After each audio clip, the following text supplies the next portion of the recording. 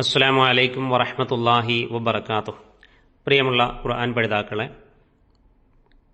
Kuwait Kerala ഇസ്ലാഹി സെന്ററിന്റെ ഖുർആൻ പഠന വിഭാഗമായ QHLC വിങ് ഈ വരുന്ന നവംബർ 14 തീയതി വെള്ളിയാഴ്ച 46ാമത് ഖുർആൻ വിജ്ഞാന പരീക്ഷ സംഘടിപ്പിക്കുകയാണ്. അതിന്റെ സിലബസായി നിശ്ചയിച്ചിട്ടുള്ളത് മുഹമ്മദ് അമാനി മൗലവിയുടെ തഫ്സീറിനെ അടിസ്ഥാനമാക്കിയുള്ള സൂറത്തുൽ മാഇദയിലെ 1 മുതൽ 37 വരെയുള്ള വചനങ്ങളാണ്. ഇൻഷാ അല്ലാഹ് ഇന്ന് മുതൽ അതിൻ്റെ വോയിസ് നോട്ടുകൾ നിങ്ങളിലേക്ക് എത്തിത്തുടങ്ങുകയാണ്. അത് ഏറ്റവും നന്നായി പ്രയോജനപ്പെടുത്തണമേ എന്ന് ഓർമ്മിപ്പിക്കുന്നു. ഇൻഷാ അല്ലാഹ് ഇന്ന് സൂറത്തുൽ മാഇദയിലെ ആരംഭത്തിലെ ആദ്യത്തെ 2 ആയത്തുകളുടെ വോയിസ് നോട്ടാണ് നിങ്ങളിലേക്ക് എത്തുന്നത്. സൂറത്തുൽ മാഇദ അവതരിച്ചത് മദീനയിലാണ്. ആകെ 123 ആയത്തുകളാണുള്ളത്. ഒരു ഭക്ഷണത്തളികയെക്കുറിച്ച് 115-ാം വചനത്തിൽ പ്രസ്താവിക്കുന്നുണ്ട്. അതുകൊണ്ടാണ് ഈ സൂറത്തിന് ഭക്ഷണത്തളിക എന്നർത്ഥമായ മാഇദ എന്ന പേര് വന്നത്. കൂടാതെ അൽ ഉഖൂദ് കരാർ ബന്ധങ്ങളെന്നും ഇതിന് പേര് പറയപ്പെട്ടിട്ടുണ്ട്. പലതരം കരാർ ബന്ധങ്ങളെക്കുറിച്ചും ഈ സൂറത്തിൽ വിവരിക്കപ്പെട്ടിട്ടുള്ളതിന് പുറമെ ഇതിന്റെ തുടക്കം തന്നെ കരാർ ബന്ധങ്ങളെ നിറവേറ്റണമെന്ന് കൽപ്പിച്ചുകൊണ്ടുമാകുന്നു. ഹുദൈബിയ സന്ധി കഴിഞ്ഞ് അധികം താമസിയാതെയാണ് ഈ സൂറത്തിന്റെ അവതരണമുണ്ടായത് എന്നത്രേ മനസ്സിലാകുന്നത്. അല്ലാഹു ആലം. വിവിധ തുറകളിലുള്ള ഒട്ടധികം മതനിയമങ്ങൾ ഇതിലടങ്ങിയിട്ടുണ്ട്. മറ്റു സൂറത്തുകളിൽ സ്പർശിക്കപ്പെട്ടിട്ടില്ലാത്ത ചില നിയമങ്ങളും ഇതിൽ കാണാം. കഴിഞ്ഞ സൂറത്തിന്റെ ആരംഭം യാ അയ്യുഹന്നാസ്, ഹേ മനുഷ്യരെ എന്ന സംബോധനയോടുകൂടിയായിരുന്നു. ഒന്നിലധികം സ്ഥലങ്ങളിൽ അത് ആവർത്തിക്കപ്പെട്ടിട്ടുമുണ്ട്. ഇതിന്റെ തുടക്കം യാ അയ്യുഹല്ലദീന ആമനു, വിശ്വസിച്ചവരെ എന്ന് വിളിച്ചുകൊണ്ടാകുന്നു. ഈ വിളി പല പ്രാവശ്യം ഇതിൽ ആവർത്തിക്കപ്പെട്ടും കാണാം. ഇസ്ലാമിന് പ്രചാരം വർദ്ധിക്കുകയും പല പ്രദേശങ്ങളും ഇസ്ലാമിക പ്രദേശങ്ങളായി മാറുകയും ചെയ്ത അവസരത്തിലാണ് ഇതിന്റെ അവതരണം എന്ന് ഇത് സൂചിപ്പിക്കുന്നു. അല്ലാഹു ആലം. ആയത്ത് നമ്പർ 1. അഊദു ബില്ലാഹി മിനശ് ശൈത്വാനിർ റജീം. ബിസ്മില്ലാഹിർ റഹ്മാനിർ റഹീം. യാ അയ്യുഹല്ലദീന ആമനൂ ഔഫൂ ബിൽ ഉഖൂദ്. ഹേ വിശ്വസിച്ചവരെ, നിങ്ങൾ കരാർ ബന്ധങ്ങളെ പാലിച്ച് നിറവേറ്റുവീൻ. വ്യവസ്ഥകൾ പാലിക്കപ്പെടുവാൻ ബാധ്യസ്ഥമായ എല്ലാ കരാർ ബന്ധങ്ങളും യഥാവിധി പാലിക്കണമെന്ന് സത്യവിശ്വാസികളോട് അള്ളാഹു കൽപ്പിക്കുകയാണ്. സത്യവിശ്വാസം സ്വീകരിച്ചവരെന്ന നിലയ്ക്ക് അള്ളാഹുവിനോട് ബാധ്യതയുള്ള കാര്യങ്ങളും വിവാഹ സംബന്ധമോ മുതലിടപാട് സംബന്ധമോ ആയ നിശ്ചയങ്ങൾ, സന്ധി, സഖ്യം മുതലായവ സംബന്ധിച്ച വ്യവസ്ഥകൾ എന്നിങ്ങനെ മനുഷ്യർ തമ്മിൽ നിർവഹിക്കേണ്ടുന്ന എല്ലാത്തരം ഇടപാടുകളും ഇതിൽ ഉൾപ്പെടുന്നു. വിശ്വസിച്ചവരെ എന്ന് വിളിച്ചുകൊണ്ടുള്ള ഈ കൽപ്പനയിൽ വിശ്വാസികളായ നിങ്ങൾ മറ്റുള്ളവരെക്കാൾ അതിന് കടമപ്പെട്ടവരാകുന്നുവെന്നുള്ള സൂചന കൂടി കാണാവുന്നതാണ്. ആയത്ത് നമ്പർ 2. ഉഹില്ലത് ലക്കും ബഹീമത്തുൽ അൻആം. أحلت لكم بهيمة الأنعام إلا ما يتلى عليكم غير محل الصيد وأنتم حرم إن الله يحكم ما يريد. നിങ്ങൾക്ക് വഴിയെ ഓതിക്കേൾപ്പിക്കപ്പെടുന്നതിനെ ഒഴിച്ച് മറ്റുള്ള കന്നുകാലി ജന്തുക്കൾ നിങ്ങൾക്ക് അനുവദിക്കപ്പെട്ടിരിക്കുന്നു. നിങ്ങൾ ഇഹ്റാമിൽ പ്രവേശിച്ചവരായും കൊണ്ട് വേട്ടയാടൽ അനുവദനീയമാക്കുന്നവരല്ലാത്ത നിലയിൽ അത് അനുവദനീയമാക്കിക്കൊണ്ട് പാടില്ല. നിശ്ചയമായും അള്ളാഹു അവൻ ഉദ്ദേശിക്കുന്നത് വിധിക്കുന്നതാണ്. ആയത്തിന്റെ വിശദീകരണം ഇങ്ങനെയാണ്. ഒട്ടകം, ആട്, മാട് എന്നീ കാലി ജന്തുക്കളിൽ നിന്ന് താഴെ നിങ്ങൾ കോതിക്കേൾപ്പിച്ച് വിവരിച്ചു തരുന്നവ ഒഴിച്ച് ബാക്കിയെല്ലാം നിങ്ങൾക്ക് ഭക്ഷിക്കൽ അനുവദനീയമാക്കി തന്നിരിക്കുന്നു. പക്ഷെ ഹജ്ജിനോ ഉംറയ്ക്കോ വേണ്ടി ഇഹ്റാമിൽ പ്രവേശിച്ചിട്ടുള്ള അവസരത്തിൽ വേട്ടയാടുകയോ പിടിച്ചു തിന്നുകയോ ചെയ്യുന്നത് അനുവദനീയമാണെന്ന് കരുതരുത്. അത് പാടില്ലാത്തതാണ്. ഇഹ്റാമിൽ പ്രവേശിക്കാത്തവരെക്കുറിച്ചാണ് അനുവദനീയമാക്കപ്പെട്ടിരിക്കുന്നത് എന്ന് സാരം. ബഹീമത്ത് എന്ന വാക്ക് മിണ്ടാജീവികളായ എല്ലാത്തിനും പറയപ്പെടാമെങ്കിലും കാട്ടുജീവികളും പറവകളുമല്ലാത്ത ജന്തുക്കൾ, നാൽക്കാലി മൃഗങ്ങൾ എന്നീ ഉദ്ദേശത്തിലാണത് സാധാരണ ഉപയോഗിക്കപ്പെടാറുള്ളത്. അൻആം എന്ന വാക്ക് ആട്, മാട്, ഒട്ടകം എന്നീ മൃഗങ്ങളിലാണ് പൊതുവെ ഉപയോഗിക്കുന്നത്. ചിലപ്പോൾ ഒട്ടകത്തെ മാത്രം ഉദ്ദേശിച്ചും പറയപ്പെടും. മലയാളക്കാർ കാലികളെന്നും നാൽക്കാലികളെന്നും പറഞ്ഞു വരാറുള്ളതിന്റെ സ്ഥാനത്ത് അറബികൾ ആ വാക്ക് ഉപയോഗിക്കുന്നു. നമ്മുടെ നാട്ടിൽ ഒട്ടകമില്ലാത്തതുകൊണ്ട് ആടുമാടുകളെ ഉദ്ദേശിച്ചാണല്ലോ നാം ആ വാക്ക് ഉപയോഗിക്കാറുള്ളത്. അറബികളുടെ പ്രധാന കാലി സമ്പത്ത് ഒട്ടകമായതുകൊണ്ട് അവിടെ ഒട്ടകത്തിന് പ്രത്യേക സ്ഥാനം കൽപ്പിക്കപ്പെടുക സ്വാഭാവികമാണ്. മാ യുത്ല അലൈക്കും, നിങ്ങൾക്ക് ഓതിക്കേൾപ്പിക്കപ്പെടുന്നത് കൊണ്ടുദ്ദേശ്യം അടുത്ത 4-ാം വചനത്തിൽ വിവരിക്കപ്പെട്ട വസ്തുക്കളാണെന്നുള്ളതിൽ ഖുർആൻ വ്യാഖ്യാതാക്കൾ മുഴുവനും യോജിച്ചിട്ടുണ്ട്. ഹജ്ജിനോ ഉംറയ്ക്കോ രണ്ടിനും കൂടിയോ ഔപചാരികമായി പ്രവേശിച്ചവർ, ഇഹ്റാമിൽ പ്രവേശിച്ചവർ എന്നത്രേ ഹുറുമുൻ എന്ന വാക്കുകൊണ്ട് വിവക്ഷ. ഈ പ്രവേശനത്തോടുകൂടി വാസനദ്രവ്യം ഉപയോഗിക്കൽ, വിവാഹ സംബന്ധമായ കാര്യങ്ങൾ, വേട്ടയാടൽ, വേട്ടയാടിയത് ഭക്ഷിക്കൽ, പുരുഷന്മാർ തലമറയ്ക്കൽ മുതലായ പല കാര്യങ്ങളും നിഷിദ്ധമാകുന്നു. അതുകൊണ്ടാണ് ഇതിന് ഇഹ്റാം, ഹറാമാക്കി തീർക്കൽ എന്ന് പറയുന്നത്. ഇഹ്റാമിൽ പ്രവേശിച്ചവർ വേട്ടയാടുന്നതിനെപ്പറ്റി താഴെ 98-ാം വചനത്തിൽ വിവരിക്കുന്നുമുണ്ട്. ഇഹ്റാമിൽ പ്രവേശിച്ചവർ വേട്ടയാടുന്ന പക്ഷം അവർ അതിനെ അനുവദനീയമാക്കുന്ന ഒരു പ്രതീതി ഉളവാകുമല്ലോ. അതുകൊണ്ടാണ് ഗൈറ മുഹല്ലി സ്വൈദ്, വേട്ടയാടൽ അനുവദനീയമാക്കിയവരല്ലാതെ എന്ന് പറഞ്ഞത്. ഇന്നല്ലാഹ യഹ്കുമു മാ യുരീദ്, അള്ളാഹു അവൻ ഉദ്ദേശിക്കുന്നത് വിധിക്കും എന്ന വാക്യം വളരെ അർത്ഥവത്തും ശ്രദ്ധേയവുമാണ്. യുക്തി താൽപര്യങ്ങളെയോ മറ്റോ അടിസ്ഥാനമാക്കിക്കൊണ്ട് അള്ളാഹുവിന്റെ വിധിവിലക്കുകളിലും നിയമനിർദ്ദേശങ്ങളിലും വിമർശനം നടത്തുന്ന ആളുകൾ ഇതുപോലെയുള്ള ഖുർആൻ വാക്യങ്ങൾ പ്രത്യേകം ഓർമ്മ വെക്കേണ്ടതാണ്. ഇന്നിന്ന കാര്യം എന്തുകൊണ്ട് വിരോധിച്ചു അല്ലെങ്കിൽ കൽപ്പിച്ചു, എന്തുകൊണ്ടാണ് ഇന്നിന്ന പ്രകാരം നിയമിച്ചില്ല എന്നൊന്നും ആർക്കും ചോദ്യം ചെയ്യുവാൻ അവകാശമില്ലെന്നാണത് കുറിക്കുന്നത്. അഖിലാണ്ട വസ്തുക്കളും അവന്റേതാണ്, അവയുടെ നിയന്ത്രണാധികാരവും അവന് തന്നെയാണ്.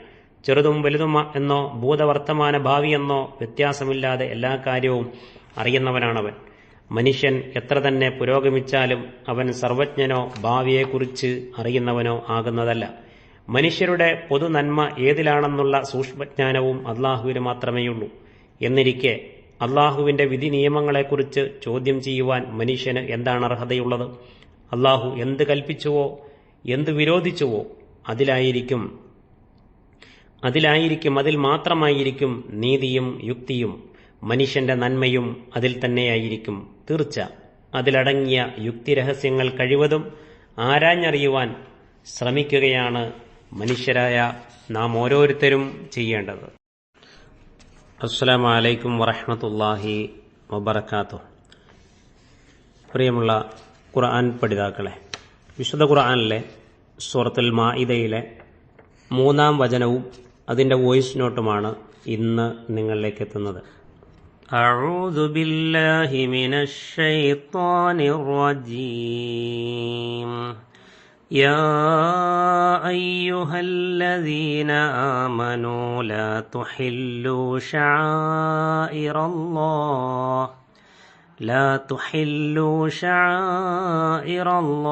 ولا الشهر الحرام ولا الهدي ولا القلائد ولا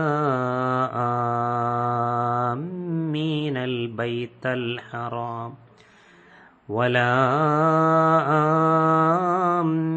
البيت الحرام يبتغون فضلا من ربهم ورضوانا وإذا حللتم فاصطادوا ولا يجرمنكم شنآن قوم أن صدوكم عن المسجد الحرام أن تعتدوا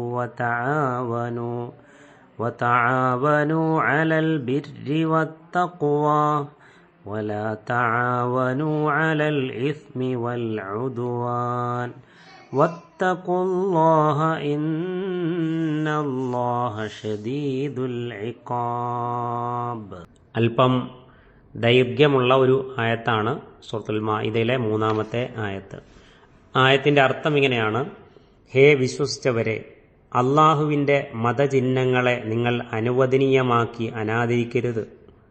ഹറാമായ അലംഘനീയ മാസത്തെയും അരുത്. കഅബയുടെ അടുക്കലേക്ക് ബലിക്കായി കൊണ്ടുപോകുന്ന മൃഗങ്ങളെയും അരുത്. അവയുടെ കഴുത്തിൽ തൂക്കപ്പെട്ട അടയാള വസ്തുക്കളെയും അരുത്.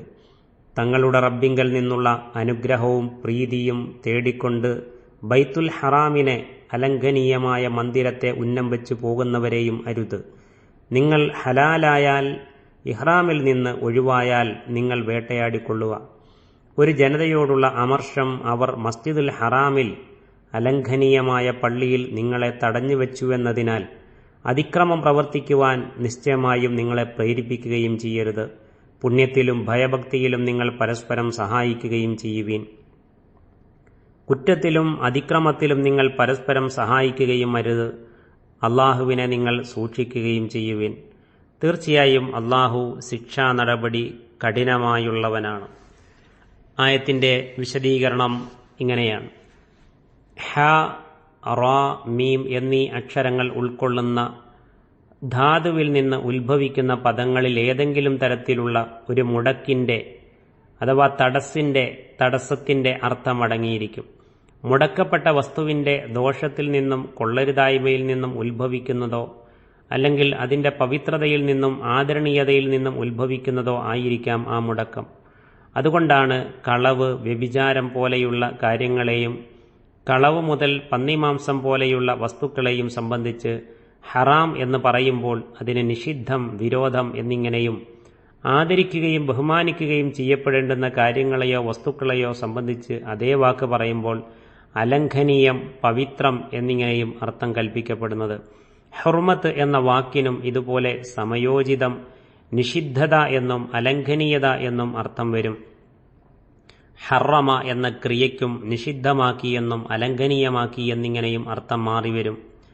ഈ ധാതുവിൽ നിന്നുള്ള പദങ്ങളുടെ വിപരീതാർത്ഥങ്ങളിൽ ഉപയോഗിക്കപ്പെടാറുള്ള പദങ്ങളാണ് ഹ, ലാം, ലാം എന്ന ധാതുവിൽ നിന്നുള്ള ഹല്ലല, ഹില്ല്, ഹലാൽ മുതലായവ. ആ നിലയ്ക്ക് ഇവയ്ക്ക് അനുവദനീയം, അനാദരവ്, അനുവദനീയമാക്കി, അനാദരിച്ചു എന്നിങ്ങനെയും സന്ദർഭോചിതം അർത്ഥം കൽപ്പിക്കപ്പെടുന്നു. ഇവയുടെ ധാതുപരമായ അർത്ഥമാകട്ടെ കെട്ടഴിക്കുക, ഇറങ്ങിവരിക എന്നൊക്കെയാകുന്നു. കൂടുതൽ വിശദമായി അറിയാൻ ആഗ്രഹിക്കുന്നവർ അറബി നിഘണ്ടുക്കളെ ആശ്രയിക്കുന്നത് നന്നായിരിക്കും. ഈ വാക്കുകൾ ഖുർആനിലും ഹദീസിലും ഇസ്ലാമിക ഗ്രന്ഥങ്ങളിലും സാധാരണ വരാറുള്ളതായതുകൊണ്ട് സന്ദർഭങ്ങൾ നോക്കി അവയുടെ ആശയം ഗ്രഹിക്കുവാൻ സഹായകമായ ഒരു സൂചന നൽകലാണ് ഇവിടെ ഉദ്ദേശിക്കുന്നത്. സത്യവിശ്വാസികൾ അനാദരിക്കുവാൻ പാടില്ലാത്ത, അവർ പവിത്രമായി കരുതി ആദരിച്ചു പോരേണ്ടുന്ന 5 കാര്യങ്ങളാണ് അള്ളാഹു ഈ വചനത്തിൽ എടുത്തു കാട്ടിയിരിക്കുന്നത്.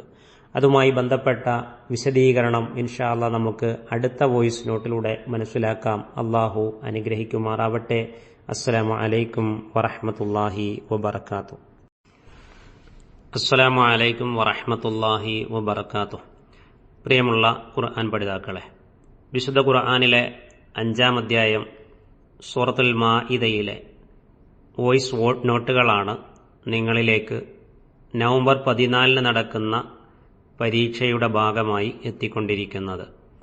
കഴിഞ്ഞ വോയിസ് നോട്ടിൽ 3-ാമത്തെ ആയത്തും അതിൻ്റെ വിശദീകരണത്തിൻ്റെ അല്പഭാഗവുമാണ് നമ്മൾ സൂചിപ്പിച്ചിരുന്നത്. 3-ാം വചനത്തിൻ്റെ വിശദീകരണ തുടർച്ചയാണ് ഇന്നത്തെ വോയിസ് നോട്ടിലുള്ളത്. സത്യവിശ്വാസികൾ അനാദരിക്കുവാൻ പാടില്ലാത്ത, അവർ പവിത്രമായി കരുതി ആദരിച്ചു പോരേണ്ടുന്ന 5 കാര്യങ്ങളാണ് 3-ാമത്തെ ആയത്തിൽ അള്ളാഹു എടുത്തു കാണിച്ചിരിക്കുന്നത്.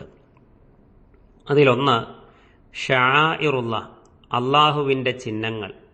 ഇസ്ലാമിൻ്റെ പ്രത്യേക അടയാളമായി കരുതപ്പെടുന്ന എല്ലാ കാര്യങ്ങൾക്കും വസ്തുക്കൾക്കും പൊതുവിൽ ഉപയോഗിക്കപ്പെടുന്ന ഒരു വാക്കാണിത്. ഏതെങ്കിലും ഒരു മതത്തിൻ്റെയോ സംഘടനയുടെയോ സംസ്കാരത്തിൻ്റെയോ പ്രത്യേക അടയാളമായി കണക്കാക്കപ്പെടുന്നതെല്ലാം അതിൻ്റെ ഷആഇർ ആകുന്നു, അഥവാ ചിഹ്നങ്ങളാകുന്നു. ഹജ്ജ്, ഉംറ കർമ്മങ്ങളോടും മക്ക ഹറമിനോടും ബന്ധപ്പെട്ട ചിഹ്നങ്ങളാണ് ഇവിടെ പ്രധാനമായും ഉദ്ദേശ്യമെന്ന് സന്ദർഭം കൊണ്ട് മനസ്സിലാക്കാം. അതാതിൽ പാലിക്കപ്പെടേണ്ടുന്ന മര്യാദകളും ആദരവും ലംഘിക്കാതെ അതിൻ്റെ പവിത്രത സൂക്ഷിക്കൽ നിർബന്ധമാണെന്ന് ചുരുക്കത്തിൽ പറയാം. അള്ളാഹു പറയുന്നു, വമൻ യുഅള്ളിം ശആഇറല്ലാഹി ഫഇന്നഹാ മിൻ തഖ്വൽ ഖുലൂബ്. സൂറത്തുൽ ഹജ്ജിലെ 32-ാം വചനമാണ്. ആരെങ്കിലും അള്ളാഹുവിൻ്റെ ചിഹ്നങ്ങളെ ബഹുമാനിക്കുന്ന പക്ഷം തീർച്ചയായും അത് ഹൃദയങ്ങളുടെ ഭയഭക്തിയിൽ നിന്നുള്ളതാകുന്നു. ചിഹ്നങ്ങളെക്കുറിച്ച് ആ വചനത്തിൻ്റെ വ്യാഖ്യാനം നോക്കുക. ഏതെങ്കിലും ഒരു മതത്തിൻ്റെയോ ഭരണകൂടത്തിൻ്റെയോ മറ്റോ നിയമങ്ങളെ ലംഘിക്കുന്നതിനേക്കാൾ ഗൗരവപ്പെട്ട ഒരു കുറ്റമായിട്ടാണ് അതിൻ്റെ ചിഹ്നങ്ങളെ അനാദരിക്കൽ കണക്കാക്കപ്പെടുക. ഇസ്ലാമിലും അതങ്ങനെ തന്നെയാണ്. ചിഹ്നത്തെ അനാദരിക്കുന്നതിൻ്റെ പിന്നിലുള്ളത് ധിക്കാരവും പരിഹാസവുമായിരിക്കും. ഇതാണതിന് കാരണം. നിയമം ലംഘിക്കുന്നതിന് കാരണം പലതും ആയിരിക്കാവുന്നതാണല്ലോ. അള്ളാഹുവിൻ്റെ ചിഹ്നങ്ങളെപ്പറ്റി മൊത്തത്തിൽ പറഞ്ഞ ശേഷം അവയിൽ ചിലതിനെ അള്ളാഹു പ്രത്യേകം തുടർന്ന് പറഞ്ഞിട്ടുണ്ട്.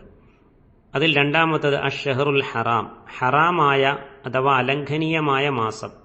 ദുൽഖഅദ, ദുൽഹിജ്ജ, മുഹറം എന്നീ തുടർന്നുള്ള 3 മാസങ്ങളും റജബ് മാസവുമാണ് ഹറാമായ മാസങ്ങൾ എന്ന് ഹജ്ജത്തുൽ വിദായിലെ പ്രസിദ്ധമായ പ്രസംഗത്തിൽ നബി സല്ലല്ലാഹു അലൈഹി വസല്ലം പ്രഖ്യാപിച്ചത്. ഈ മാസങ്ങളിൽ യുദ്ധം നിരോധിക്കപ്പെട്ടിട്ടുണ്ട്. അതുകൊണ്ട് അക്കാലത്ത് യുദ്ധം നടത്തുന്നത് അതിനെ അനാദരിക്കലായിരിക്കും. പക്ഷെ അക്കാലത്ത് തന്നെ ശത്രുക്കൾ ഇങ്ങോട്ട് വന്ന് ആക്രമണം നടത്തിയാൽ അവരോട് പ്രത്യാക്രമണം നടത്തുന്നതിന് വിരോധമില്ലതാനും. ഇതിനെപ്പറ്റി സൂറത്തുൽ ബഖറ 194-ാം വചനത്തിൽ പ്രസ്താവിച്ചിട്ടുണ്ട്. 3ഉം 4ഉം ആയത്തിൽ പറഞ്ഞതാണ് അൽ ഹദിയു വൽ ഖലാഇദ്. ബലികർമ്മത്തിനായി കഅബയുടെ അടുക്കലേക്ക് കൊണ്ടുപോകുന്ന മൃഗങ്ങളും അവയുടെ പ്രത്യേക അടയാളമായിക്കൊണ്ട് അവയുടെ കഴുത്തിൽ കെട്ടിത്തൂക്കിയ വസ്തുക്കളും. കഅബയുടെ അടുക്കലേക്ക് ബലിമൃഗങ്ങളെ കൊണ്ടുപോകുമ്പോൾ അവയുടെ കഴുത്തിൽ ചെരുപ്പോ മരത്തൊലിയോ ഒരടയാളമായി കെട്ടിത്തൂക്കുന്ന പതിവ് മുൻകാലത്തുണ്ടായിരുന്നു. ഹജ്ജിനും ഉംറയ്ക്കും പോകുന്ന ആളുകളും അതുപോലെ ചില അടയാളങ്ങൾ സ്വീകരിക്കലും പതിവുണ്ടായിരുന്നു. അന്യരുടെ കയ്യേറ്റത്തിൽ നിന്നും അനാദരവിൽ നിന്നും സുരക്ഷിതത്വം ലഭിക്കലായിരിക്കും ഇതിൻ്റെ ഉദ്ദേശ്യം. ഇങ്ങനെയുള്ള അടയാളങ്ങൾക്കും ബലിമൃഗങ്ങൾക്കും ഉപദ്രവം വരുത്തുന്നതോ അവയെ നിസ്സാരപ്പെടുത്തുന്നതോ ആയ പ്രവൃത്തികളൊന്നും ചെയ്യരുതെന്നും അവയൊക്കെ അള്ളാഹുവിൻ്റെ ചിഹ്നങ്ങളിൽപ്പെട്ടതാണെന്നും സാരം. നബി തിരുമേനി സ്വല്ലല്ലാഹു അലൈഹി വസല്ലം ഹജ്ജിന് പോയപ്പോൾ 60-ൽ പരം ഒട്ടകങ്ങളെ ബലിമൃഗങ്ങളായി കൂടെ കൊണ്ടുപോവുകയും ദുൽ ഹുലൈഫ എന്ന വാദിൽ അഖീഖിൽ വച്ച് അവിടുന്ന് ഇഹ്റാമിൽ പ്രവേശിക്കുകയും ബലിമൃഗങ്ങൾക്ക് അടയാളം കെട്ടുകയും ചെയ്തത് പ്രസ്താവ്യമാണ്. 5-മത്തത് ആമീനൽ ബൈത്തൽ ഹറാം. അള്ളാഹുവിൻ്റെ അനുഗ്രഹവും പ്രീതിയും തേടിക്കൊണ്ട് അലംഘനീയമായ മന്ദിരമായ കഅബയെ ഉന്നം വെച്ച് ചെല്ലുന്നവർ ഇവരെയും ഉപദ്രവിക്കുകയോ തടയുകയോ അപമാനിക്കുകയോ ചെയ്യരുതെന്ന് താൽപ്പര്യം. കഅബയും അതിൻ്റെ പരിസര പ്രദേശമായ ഹറമും ഇബ്രാഹിം നബി അലൈഹിസ്സലാം മുതൽക്കേ ഒരു അഭയകേന്ദ്രവും ഇസ്ലാമിൻ്റെ സങ്കേതവുമായി നിശ്ചയിക്കപ്പെട്ടിട്ടുള്ളതാണ്. വിശുദ്ധ ഖുർആനിലെ 2-ാം അധ്യായം 125-ാം വചനം, 3-ാം അധ്യായം 97-ാം വചനം മുതലായ ആയത്തുകൾ നോക്കുക. അതുകൊണ്ട് ആ സ്ഥാനങ്ങളെ ഉന്നം വെച്ച് പോകുന്നവരോട് മര്യാദകേടായി വല്ലതും പ്രവർത്തിക്കുന്നത് വിരോധിക്കപ്പെട്ടിരിക്കുന്നു. ഹജ്ജിനോ ഉംറയ്ക്കോ വേണ്ടി പോകുന്നവരെ മാത്രമല്ല, വല്ല ഉപജീവന മാർഗവും തേടി അങ്ങോട്ട് പോകുന്നവരെയും ഉപദ്രവിക്കാൻ പാടില്ല. അള്ളാഹുവിങ്കൽ നിന്നുള്ള അനുഗ്രഹവും പ്രീതിയും തേടിപ്പോവുക. യബ്തഗൂന ഫദ്ലൻ മിർ റബ്ബിഹിം വറിദ്വാന എന്ന വാക്കിൽ ഇതും ഉൾപ്പെടുമെന്ന് പല വ്യാഖ്യാതാക്കളും ചൂണ്ടിക്കാട്ടിയിട്ടുണ്ട്. അൽ ബഖറ 198-ാം വചനവും ഇതിന് പിൻബലം നൽകുന്നതായി കാണാം. മേൽപ്പറഞ്ഞ 5 കാര്യങ്ങളും ഏറെക്കുറെ മുശ്രിക്കുകളും അംഗീകരിച്ച് വന്നിരുന്നു. അവർ അംഗീകരിച്ചു വന്നിരുന്ന ആ നല്ല കാര്യങ്ങൾ മുസ്ലിങ്ങളും കർശനമായി പാലിക്കേണ്ടതുണ്ട്. ജാഹിലിയ സമ്പ്രദായങ്ങളെന്ന് വെച്ച് അവയെ അവഗണിച്ചുകൂടാ. കഅബ മന്ദിരത്തെ മാനിച്ചുകൊണ്ട് അങ്ങോട്ട് പോകുന്നവർ ആരായാലും അക്കാലത്തെ സംബന്ധിച്ചിടത്തോളം അവർ മുശ്രിക്കുകളായിരുന്നാലും അവരെ വിലക്കിക്കൂടാ എന്നൊക്കെ ഈ വചനം മുഖേന അള്ളാഹു അറിയിക്കുന്നു. ഹുദൈബിയ സന്ധിക്ക് ശേഷം മുസ്ലിങ്ങളും മുശ്രിക്കുകളും തമ്മിൽ സമാധാനം നിലവിലുള്ള കാലത്താണ് ഇതെല്ലാം അവതരിച്ചതെന്ന് മുമ്പ് സൂചിപ്പിച്ചുവല്ലോ. നബി സല്ലല്ലാഹു അലൈഹി വസല്ലമയും സഹാബികളും ഉംറയ്ക്ക് വേണ്ടി പുറപ്പെട്ടു ചെന്നപ്പോൾ ഹുദൈബിയയിൽ വെച്ച് മുശ്രിക്കുകൾ അവരെ തടഞ്ഞതിനെ തുടർന്നാണ് ആ സന്ധി ഉണ്ടായത്. അതുകൊണ്ട് അവർ ഇങ്ങോട്ട് ചെയ്തതുപോലെയുള്ള അക്രമങ്ങൾ അങ്ങോട്ട് ചെയ്യരുതെന്നുകൂടി ഇതിൽ അടങ്ങിയിട്ടുണ്ട്. ഇക്കാര്യം തുടർന്നുള്ള വാക്യങ്ങളിൽ അള്ളാഹു വ്യക്തമായി തന്നെ പറയുന്നുമുണ്ട്. എന്നാൽ പിന്നീട് സ്ഥിതിഗതികൾ മാറിയ ശേഷം മുശ്രിക്കുകൾ മസ്ജിദുൽ ഹറാമിനെ സമീപിക്കരുതെന്നും അവർ അള്ളാഹുവിന്റെ പള്ളികളിൽ പെരുമാറിക്കൂടാ എന്നും കൽപ്പനയുണ്ടായി. ഇത് ഹിജറ 9-ാം കൊല്ലത്തിലായിരുന്നു. ഇതിനെപ്പറ്റി സൂറത്തു ബറാഅത്തിൽ വെച്ച് കാണാവുന്നതാണ്. ഇഹ്റാമിലായിരിക്കെ വേട്ടയാടുവാൻ പാടില്ലെന്ന് കഴിഞ്ഞ വചനത്തിൽ സൂചിപ്പിച്ചുവല്ലോ. ഹലാലായി കഴിഞ്ഞാൽ ഹജ്ജും ഉംറയും കഴിഞ്ഞ് ഇഹ്റാമിൽ നിന്ന് ഒഴിവായാൽ പിന്നെ ജന്തുക്കളെ വേട്ടയാടി പിടിക്കുകയും തിന്നുകയും ചെയ്യുന്നതിന് വിരോധമില്ല. ഇതാണ് വൈദാ ഹലൽത്തും ഫസ്താദു, നിങ്ങൾ ഹലാലായാൽ വേട്ടയാടിക്കൊള്ളുക എന്ന വാക്യത്തിൽ പറയുന്നത്. ഇത്രയും കാര്യങ്ങൾ പ്രസ്താവിച്ച ശേഷം വളരെ പ്രധാനപ്പെട്ടതും മനുഷ്യൻ സദാ ഓർമ്മയിൽ വച്ചിരിക്കേണ്ടതുമായ ചില ഉപദേശങ്ങൾ അള്ളാഹു സത്യവിശ്വാസികൾക്ക് നൽകുന്നുണ്ട്. അതിലൊന്ന് വലാ യജ്രിമന്നകും ഷൻആനു ഖൗം, അതായത് നിങ്ങളെ മസ്ജിദുൽ ഹറാമിലേക്ക് പ്രവേശിക്കുവാൻ അനുവദിക്കാതെ ഒരു ജനത അഥവാ ഖുറൈശി മുശ്രിക്കുകൾ നിങ്ങളെ തടഞ്ഞുവെച്ച കാരണത്താൽ നിങ്ങൾക്ക് അവരോട് അമർഷവും വിദ്വേഷവും ഉണ്ടാകും. അതൊന്നും അതിക്രമം പ്രവർത്തിക്കുവാൻ നിങ്ങൾക്ക് പ്രേരണയാകുവാൻ പാടില്ല. അവർ ക്രമക്കേട് കാണിച്ചതുകൊണ്ട് നിങ്ങൾ ക്രമവിരുദ്ധമായി പ്രവർത്തിച്ചുകൂടാ എന്ന് താൽപ്പര്യം. ഹുദൈബിയയിൽ വെച്ച് മുശ്രിക്കുകൾ സത്യവിശ്വാസികളെ തടഞ്ഞുവെച്ച സംഭവമാണ് ഇവിടെ സത്യവിശ്വാസികളുടെ അമർഷത്തിന് കാരണമായി അള്ളാഹു എടുത്തു പറഞ്ഞത്. എന്നുവെച്ച് മറ്റേതെങ്കിലും കാരണവശാൽ ഒരു ജനതയോട് അമർഷമോ വിദ്വേഷമോ നേരിട്ടാൽ അതിക്രമം ചെയ്യുന്നതിന് വിരോധമില്ല എന്ന് കരുതിക്കൂടാ. അടുത്ത 9-ാം വചനത്തിൽ ഇക്കാര്യം കൂടുതൽ വിശദമായി പ്രസ്താവിക്കുന്നത് കാണാം. 2 വതആവനു അലൽ ബിർരി വത്തഖ്വ, അതായത് പുണ്യകരങ്ങളായ സൽക്കാര്യങ്ങളിലും ദുഷ്കാര്യങ്ങൾ വർജിച്ച് അള്ളാഹുവിനോടുള്ള ഭയഭക്തി പാലിക്കുന്ന വിഷയത്തിലും സത്യവിശ്വാസികൾ അന്യോന്യം സഹായിച്ചും സഹകരിച്ചും കൊണ്ടിരിക്കേണ്ടതാണ്. അതും പോരാ, അള്ളാഹു മൂന്നാമതായി പറയുന്നത് വലാ തആവനു അലൽ ഇസ്മി വൽ ഉദ്വാൻ, അതായത് കുറ്റകരവും അതിക്രമവുമായ കാര്യങ്ങളിലൊന്നും പരസ്പരം സഹായ സഹകരണം ചെയ്യാതിരിക്കുകയും വേണം. സൽക്കാര്യങ്ങളിൽ സഹായ സഹകരണം നൽകുന്നത് ദുഷ്കാര്യങ്ങളിൽ പരസ്പരം സഹായിക്കുന്നതിനെയും ദുഷ്കാര്യങ്ങളിൽ സഹകരിക്കാതിരിക്കുന്നത് സൽക്കാര്യങ്ങളിൽ സഹകരിക്കാതിരിക്കുന്നതിനെയും നീതീകരിക്കുകയില്ലെന്ന് ഓർക്കേണ്ടതുമുണ്ട്. നല്ല കാര്യങ്ങളിൽ സഹായ സഹകരണം ചെയ്യുവാൻ കൽപ്പിച്ച് മതിയാക്കാതെ ചീത്ത കാര്യങ്ങളിൽ സഹായ സഹകരണം ചെയ്യാതിരിക്കുകയും വേണമെന്ന് കൂടി കൽപ്പിച്ചിരിക്കുന്നത് അതാണ് ചൂണ്ടിക്കാട്ടുന്നത്. എത്ര വിലപ്പെട്ട ഉപദേശങ്ങളാണ്! അള്ളാഹുവിന്റെ ഈ 3 ഉപദേശങ്ങൾ മനുഷ്യ സമുദായം സ്വീകരിച്ചു വന്നിരുന്നുവെങ്കിൽ അക്രമവും അസമാധാനവും അതിരുകവിഞ്ഞ ഈ ലോകം നിശ്ചയമായും ശാന്തസുന്ദരമായ മറ്റൊരു ലോകമായി മാറുമായിരുന്നു. ഒരാൾ ശത്രുവായിരുന്നാലും നല്ല കാര്യങ്ങളിൽ അയാളുമായി സഹകരിക്കുക, ഒരാൾ മിത്രമായിരുന്നാലും ചീത്ത കാര്യങ്ങൾ അയാളുമായി സഹകരിക്കാതിരിക്കുക, അന്യരോടുള്ള വെറുപ്പും വിദ്വേഷവും അവരോട് ക്രമവിരുദ്ധമായി പ്രവർത്തിക്കുവാൻ കാരണമാകാതിരിക്കുക, ഇവയെല്ലാം കേവലം പുണ്യകർമ്മങ്ങളും ഉത്കൃഷ്ട സ്വഭാവങ്ങളും ആണ് എന്നുള്ളതിന് പുറമെ ശത്രുവെ മിത്രമാക്കുവാനും മിത്രത്തെ നേർവഴിക്ക് തിരിക്കുവാനും കൂടി അവ സഹായിക്കുന്നു. ചില നബിവചനങ്ങൾ ഇവിടെ അനുസ്മരിക്കുന്നത് സന്ദർഭോചിതമായിരിക്കും. നബി സല്ലല്ലാഹു അലൈഹി വസല്ലം പറഞ്ഞു, അക്രമിയാകുമ്പോഴും അക്രമിക്കപ്പെട്ടവനാകുമ്പോഴും നീ നിന്റെ സഹോദരനെ സഹായിക്കുക. അപ്പോൾ ചോദിക്കപ്പെട്ടു, അക്രമിക്കപ്പെട്ടവനായിരിക്കുമ്പോൾ എനിക്കവനെ സഹായിക്കാം, എന്നാൽ അക്രമിയായിരിക്കുമ്പോൾ ഞാനവനെ എങ്ങനെ സഹായിക്കാനാണ്?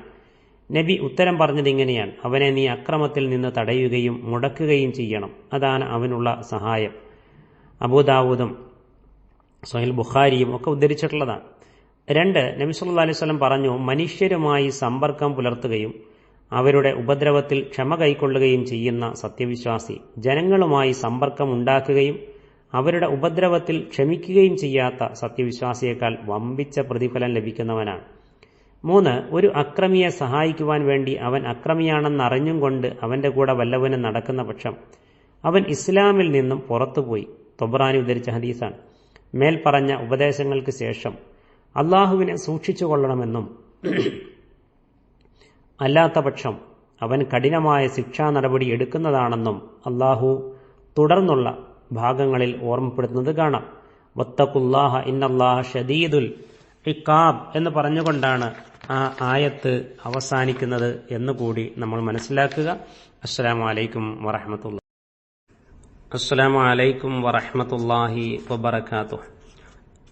പ്രിയമുള്ള ഖുർആൻ പഠിതാക്കളെ, വിശുദ്ധ ഖുർആനിലെ 5-ാം അധ്യായം സൂറത്തുൽ മാഇദയിലെ 4-ാം വചനത്തിന്റെ വോയിസ് നോട്ടാണ് ഇന്ന് നിങ്ങളിലേക്ക് എത്തുന്നത്. അഊദു ബില്ലാഹി മിനശ് ശൈത്വാനിർ റജീം. حرمت عليكم الميتة والدم ولحم الخنزير وما أهل لغير الله به والمنخنقة والموقوذة والمتردية والنطيحة وما أكل السبع إلا ما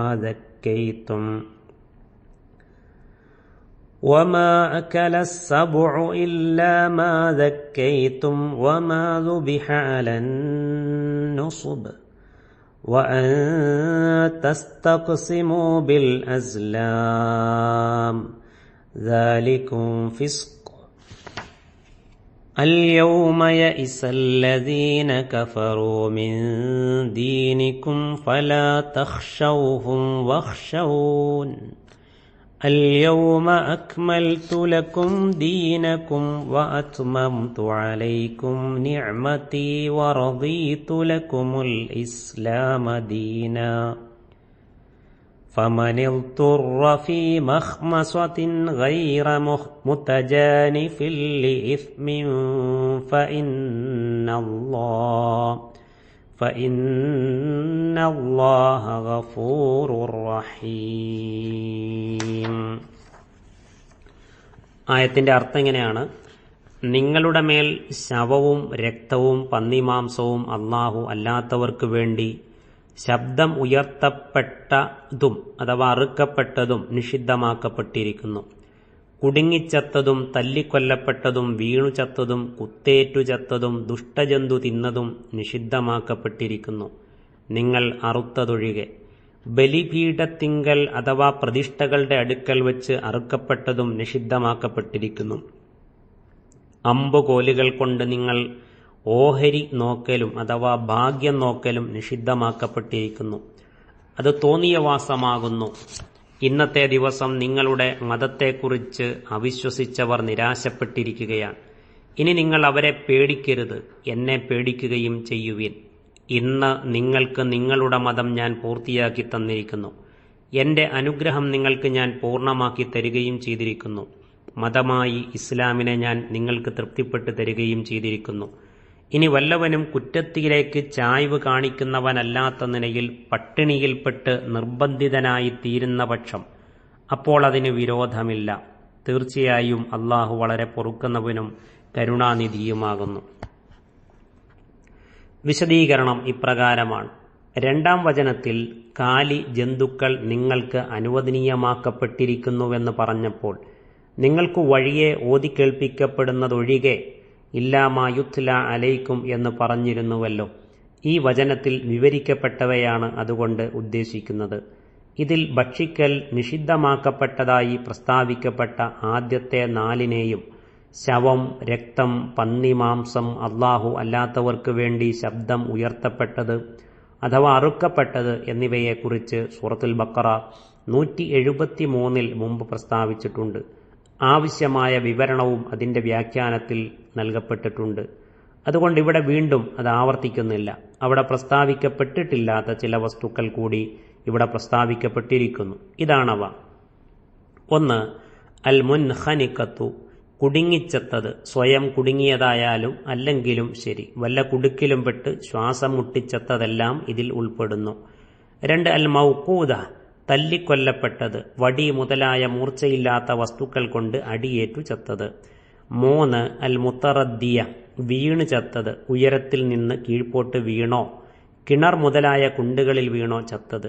4. അൻ നതീഹ, കുത്തേറ്റു ചത്തത്. മറ്റൊരു മൃഗം കുത്തിയതുകൊണ്ടോ പരസ്പരം കുത്തിയോ ചത്തത്. 5. മാ അക്കല സബുഉ, ദുഷ്ടമൃഗം തിന്നത്. നരി, ചെന്നായ, മുതലായ ഹിംസ്ര ജീവികളുടെ ആക്രമണം കൊണ്ട് ജീവൻ പോയത്. ഈ 5ഉം വാസ്തവത്തിൽ ശവത്തിന്റെ ചില ഇനങ്ങളാണ്.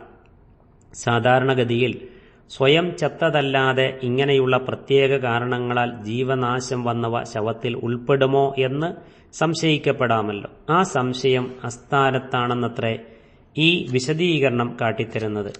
കുടുക്കിൽ അകപ്പെടുക മുതലായ മേൽപ്പറഞ്ഞ ഏതെങ്കിലും ഒരു അപകടത്തിൽപ്പെട്ടെങ്കിലും ചത്തുപോകും മുമ്പായി പിടിച്ച് അറുക്കുവാൻ കഴിഞ്ഞാൽ അത് നിഷിദ്ധമല്ല. അതാണ് ഇല്ലാമാ ദക്കയിത്തും, നിങ്ങൾ അറുത്തതൊഴികെ എന്ന് പറഞ്ഞത്. പക്ഷെ അറുക്കുമ്പോൾ ശരിക്ക് ജീവനുണ്ടായിരിക്കണം. അറുത്ത ശേഷം കൈകാലുകൾ കുടയുക, പിടയ്ക്കുക മുതലായ ലക്ഷണങ്ങൾ കണ്ടാൽ അറവ് മൂലമാണ് ജീവൻ പോയതെന്ന് മനസ്സിലാക്കാം.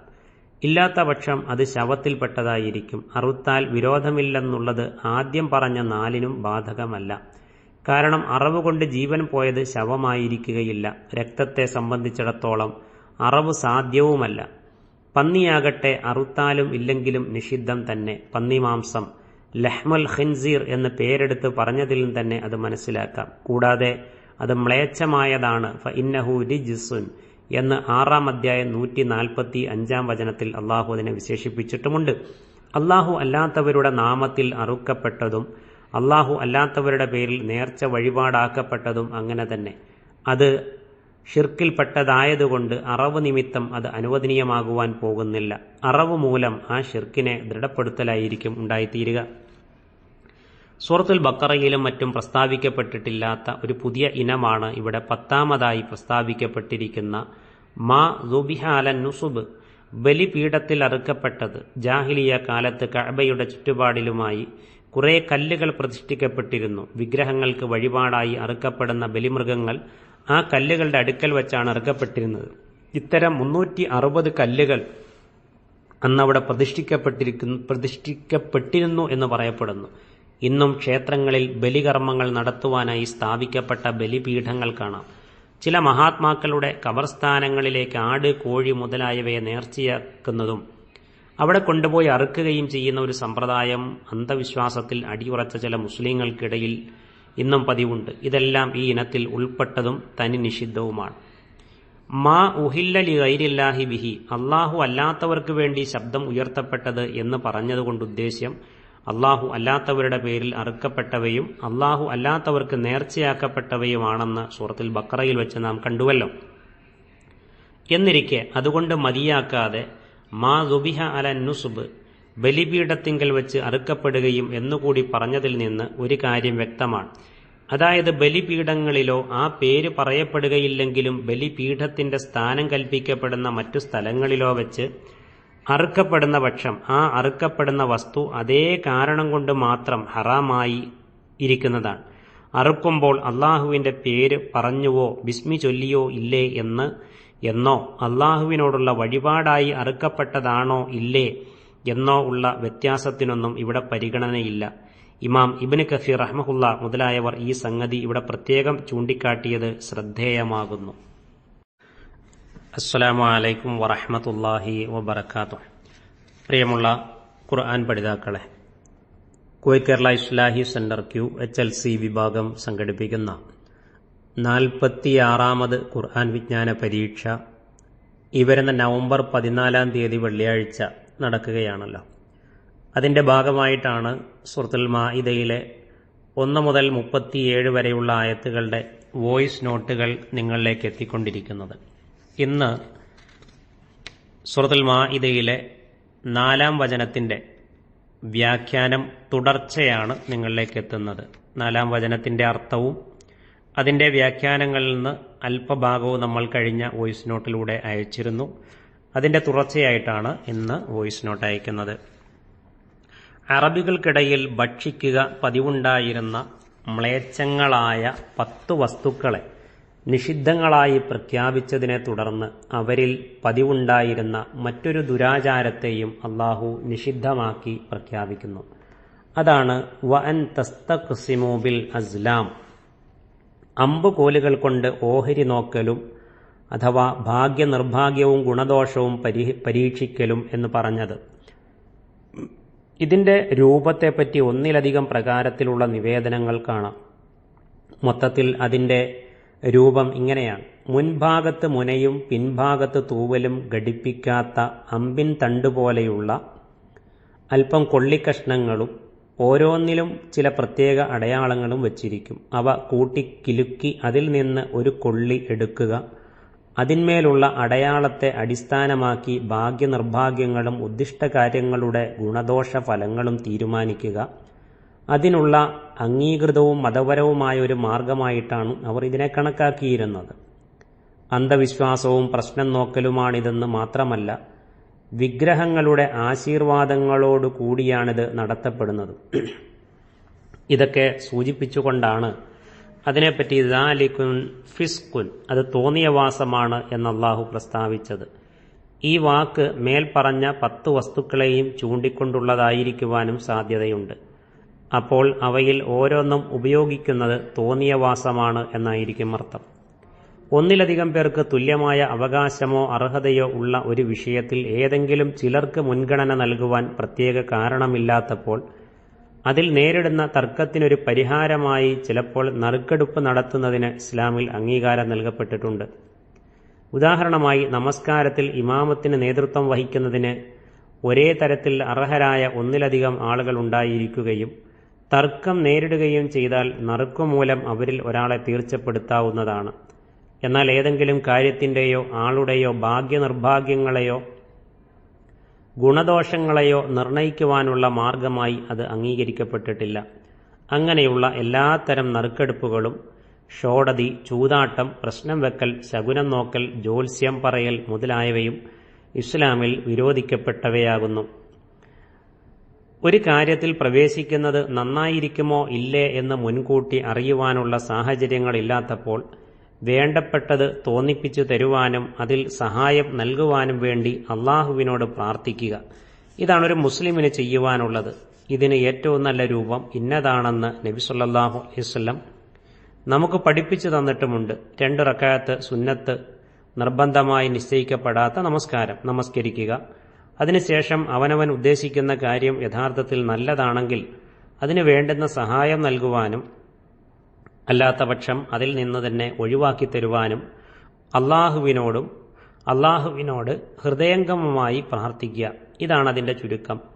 ഇമാം അഹ്മദ്, ബുഖാരി റഹ്മഹുല്ലാ മുതലായ പ്രധാന ഹദീസ് പണ്ഡിതന്മാർ രേഖപ്പെടുത്തിയിട്ടുള്ള ആ ഹദീസും നബി സല്ലല്ലാഹു അലൈഹി വസല്ലം പഠിപ്പിച്ചു തന്ന പ്രാർത്ഥനയുടെ മൂലവും പൂർണ്ണ രൂപവും അടക്കം സൂറത്ത് ഖസസ് 68-ാം വചനത്തിന്റെ വ്യാഖ്യാനത്തിൽ ഉദ്ധരിച്ചിട്ടുണ്ട്. അവിടെ നോക്കുക. സത്യവിശ്വാസികളെ സംബന്ധിച്ച് വളരെയേറെ സന്തോഷകരമായ 2 കാര്യങ്ങളാണ് പിന്നീട് അല്ലാഹു ഈ വചനത്തിൽ അറിയിക്കുന്നത്. ഒന്ന്, അവിശ്വാസികൾ ഇന്ന് നിങ്ങളുടെ മതത്തെ സംബന്ധിച്ച് നിരാശപ്പെട്ടിരിക്കുന്നു. ഇനി നിങ്ങൾ അവരെ പേടിക്കേണ്ട, എന്നെ മാത്രം പേടിച്ചുകൊള്ളുക. അല്യോമ യഇസല്ലദീന കഫറു, അതായത് നിങ്ങളുടെ മതത്തെ കുറെ കഴിയുമ്പോൾ നിങ്ങൾ കൈയൊഴിച്ചേക്കും, അല്ലെങ്കിൽ അതിൽ കുറേയൊക്കെ വിട്ടുവീഴ്ചകൾക്ക് നിങ്ങൾ തയ്യാറായേക്കും എന്നിങ്ങനെ പല പ്രതീക്ഷകളും ആശകളും അവിശ്വാസികൾ വെച്ച് പുലർത്തിയിരുന്നു. അതെല്ലാം ഇപ്പോൾ അവർക്ക് നഷ്ടപ്പെട്ടിരിക്കുകയാണ്. നിങ്ങൾ ഒരിക്കലും ഇസ്ലാമിനെ കൈയൊഴിക്കുകയോ അവരുടെ മതത്തിലേക്ക് മടങ്ങുകയോ ചെയ്യുകയില്ല. ഇസ്ലാമിനെ നശിപ്പിക്കുവാനോ നിങ്ങളെ ഉന്മൂലനം ചെയ്യുവാനോ അവർക്ക് സാധ്യമല്ല. അവർക്ക് വേണ്ടി മതത്തിൽ ഒരു വിട്ടുവീഴ്ചയ്ക്കും നിങ്ങൾ തയ്യാറാകുകയില്ല എന്നൊക്കെ അവർക്കിപ്പോൾ ബോധ്യമായി കഴിഞ്ഞിട്ടുണ്ട്. അവരുടെ ശൗര്യവും വീര്യവുമെല്ലാം നശിച്ച് പരാജയബോധം വന്നു കഴിഞ്ഞിരിക്കുന്നു. അതുകൊണ്ട് മേലിൽ അവരെപ്പറ്റി നിങ്ങൾ പേടിക്കേണ്ടതായി ഒന്നുമില്ല. എന്നാൽ അള്ളാഹുവിനെക്കുറിച്ചുള്ള പേടി കൈവിടുകയും അരുത്. അവൻ നിങ്ങളെ സഹായിക്കുകയും കൂടുതൽ ശക്തിപ്പെടുത്തുകയും ചെയ്യും എന്ന് താൽപ്പര്യം. ഈ വചനം അവതരിക്കുമ്പോൾ അറേബ്യ മുഴുവനും ഇസ്ലാമിന് അധീനമായി കഴിഞ്ഞിട്ടുണ്ടെന്ന് താഴെ ഉദ്ധരിക്കുന്ന ഉമർ റളിയല്ലാഹു അൻഹുവിന്റെ പ്രസ്താവനയിൽ നിന്ന് മനസ്സിലാക്കാം. നബി സല്ലല്ലാഹു അലൈഹി വസല്ലം ഒരിക്കൽ ഇങ്ങനെ പറയുകയുണ്ടായി: നമസ്കരിക്കുന്ന ആളുകൾ സത്യവിശ്വാസികൾ അറേബ്യ ദ്വീപിൽ പിശാചിനെ ആരാധിക്കുന്നതിനെക്കുറിച്ച് അവൻ നിരാശപ്പെട്ടിട്ടുണ്ട്. പക്ഷെ അവർക്കിടയിൽ വഴക്കടിപ്പിക്കുന്നതിൽ അവന്റെ ആശ നശിച്ചിട്ടില്ല. സ്വഹീഹ് മുസ്ലിം ഉദ്ധരിച്ചുള്ള ഹദീസാണിത്. 2, ഇന്ന് നിങ്ങൾക്ക് നിങ്ങളുടെ മതം ഞാൻ പൂർത്തിയാക്കി തന്നിരിക്കുന്നു. എന്റെ അനുഗ്രഹം ഞാൻ നിങ്ങളിൽ പരിപൂർണമാക്കുകയും ഇസ്ലാമിനെ ഞാൻ നിങ്ങൾക്ക് മതമായി തൃപ്തിപ്പെട്ടു തരികയും ചെയ്തിരിക്കുന്നു. അല്യോമ അക്മൽതു ലക്കും ദീനക്കും എന്ന് തുടങ്ങുന്ന ഭാഗം. ഏതൊരു മതത്തെ ലോകത്ത് നിലനിർത്തുവാൻ വേണ്ടി സത്യവിശ്വാസികൾ ചരിത്രത്തിൽ ഇണ കാണാത്ത കഷ്ടനഷ്ടങ്ങൾ ഇതപര്യന്തം സഹിച്ചുകൊണ്ടിരുന്നുവോ ആ മതത്തെ, ഇസ്ലാമിനെ അള്ളാഹു അവർക്കിപ്പോൾ പൂർത്തിയാക്കി കൊടുത്തിരിക്കുകയാണ്. അഥവാ മതത്തിൽ ആവശ്യമായ സർവ്വ നിയമനിർദ്ദേശങ്ങളും പ്രശ്നപരിഹാരങ്ങളും ഇപ്പോൾ നൽകിക്കഴിഞ്ഞിരിക്കുന്നു. അതിൽ ഇനി ഒന്നും കൂട്ടുകയോ കുറയ്ക്കുകയോ ചെയ്യേണ്ടതില്ല. ഒരു റസൂലോ വേദഗ്രന്ഥമോ ഇനി വരേണ്ടുന്ന ആവശ്യവുമില്ല.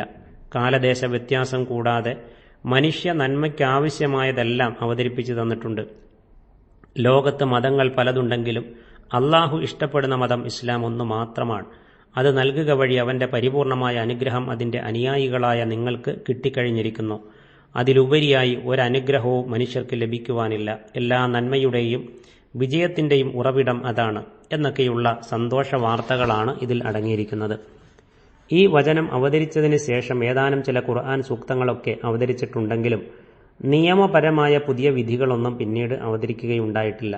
അഹ്മദ്, ബുഖാരി, മുസ്ലിം റഹ്മഹുമുള്ള മുതലായവർ ഇപ്രകാരം നിവേദനം ചെയ്തിരിക്കുന്നു. യഹൂദനായ ഒരാൾ ഉമർ റളിയല്ലാഹു അൻഹുവിന്റെ അടുക്കൽ വന്നിട്ട് പറഞ്ഞു, അമീറുൽ മുഅ്മിനീൻ, നിങ്ങളുടെ ഗ്രന്ഥത്തിൽ നിങ്ങൾ ഒരായത്ത് ഓതി വരുന്നു. യഹൂദികളായ ഞങ്ങൾക്കായിരുന്നു അത് അവതരിച്ചതെങ്കിൽ ഞങ്ങൾ ആ ദിവസത്തെ ഒരു ഉത്സവ ദിവസമാക്കുമായിരുന്നു. ഉമർ റളിയല്ലാഹു അൻഹു ചോദിച്ചു, ഏത് ആയത്താണത്? യഹൂദൻ മറുപടി പറഞ്ഞു, അൽ യൗമ അക്മൽതു ലക്കും എന്ന് തുടങ്ങുന്ന ഭാഗമാണത്. അപ്പോൾ ഉമർ റളിയല്ലാഹു അൻഹു പറഞ്ഞു, റസൂൽ തിരുമേനിക്ക് ഈ ആയത്ത് അവതരിച്ച ദിവസവും അവതരിച്ച നാഴികയും എനിക്ക് തീർച്ചയായും അറിയാം. അറഫ ദിവസവും ഒരു വെള്ളിയാഴ്ച വൈകുന്നേരവുമാണത് അവതരിച്ചത്. ഞങ്ങളെ സംബന്ധിച്ചിടത്തോളം അതിനായി ഒരു പുതിയ ഉത്സവ ദിവസം ഇനി ഏർപ്പെടുത്തേണ്ടെന്ന് ആവശ്യമില്ല. അറഫ ദിവസവും വെള്ളിയാഴ്ച ദിവസവും മുസ്ലിങ്ങൾക്ക് മുമ്പേ ആഘോഷ ദിവസങ്ങളാണ് എന്നത്രേ ഉമർ റളിയല്ലാഹു അൻഹു പറഞ്ഞതിന്റെ സാരം. ഹിജറ 9-ാം കൊല്ലത്തിൽ ഉണ്ടായ നബി സല്ലല്ലാഹു അലൈഹി വസല്ലമയുടെ ഹജ്ജത്തുൽ വിദാ എന്ന വിസ്തൃത ഹജ്ജിലായിരുന്നു ഇതിന്റെ അവതരണം. അന്നത്തെ അറഫ ദിനം വെള്ളിയാഴ്ചയായിരുന്നു താനും.